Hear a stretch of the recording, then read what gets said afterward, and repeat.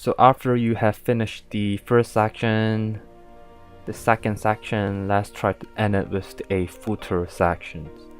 Let's create a one columns layout. If you look at my squeeze page, I've put in the social network icons. Alright, it's very simple. Just go to here, go to social icons and put it below here, and you can change the shape, for example circle. Alright, align it on whatever position you want, add more icons if you want. So here is the interesting part. You can change the color. You can select the official color, or you can customize it. So primary color is actually the background of the icon. Secondary is basically the logo color, like this. You can change the size, padding, spacing, and this is pretty interesting. You can also do the hover mode of these icons. Let's change it. So primary color, I want it to be blue. Secondary color, I want it to be at white. Hover animations, let's go for float. Alright, so if I move my mouse, there will be hover animations of these icons, something like this. So it's very interactive. I like these kind of features very much. So after you're done, let's try to put in the copyright words. It's pretty simple. Go to here, go to text editor, simply below. Let's put it below, and let's try to put in the contents. So after you put in the contents, let's adjust it. Go to style, align it at center, make it bigger if you want. Alright, so right now let's try to put in the background image. So same concept. Make sure you're editing this whole section. Alright, go to style, go to normal background, select your image. I'm gonna choose my image, click here, going to adjust the position, bottom center, attachment fixed, no repeat. So you're able to see the scroll effect, that the background images remain static. So you can make the background color a little bit darker. Just go to background overlay, click here, choose the color, something like this, and you can change the font color. Click here, style, typography, text color, like this. And also let's put in the shape divider of this background image. So go to here, click on it. So make sure you're really editing these sections. Don't get yourself confused. Go to style, let's take this off. Go to shape divider. You're editing the top shape divider. Let's go for wave brush. Going to extend the height and the width, something like this. So another thing I want to show you guys is that you can actually change the background hover mode. Let's go to this section, go to style. So when you're putting this image, it's actually on a normal mode.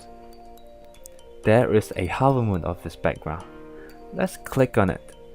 You can change it. Let's change to another image. Let's put this one, shall we? So this is hover mode. When I move my mouse out of it, there will be another image. So it looks very cool, right? Let's try to position it. Fixed, no repeat, something like this. So it depends on your creativity on how are you going to do it. I'm going to choose cover. So usually I don't do hover mode on the background image because it will be very confusing for those visitors. Normally I would just stick with normal mode if you don't want it. However, you can make the background image slightly darker or brighter whenever visitors move their mouse towards this background image. So if you go to background overlay, there is another hover mode. Let's click here.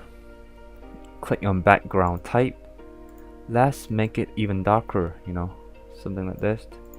So normal mode is this color, hover mode is darker color.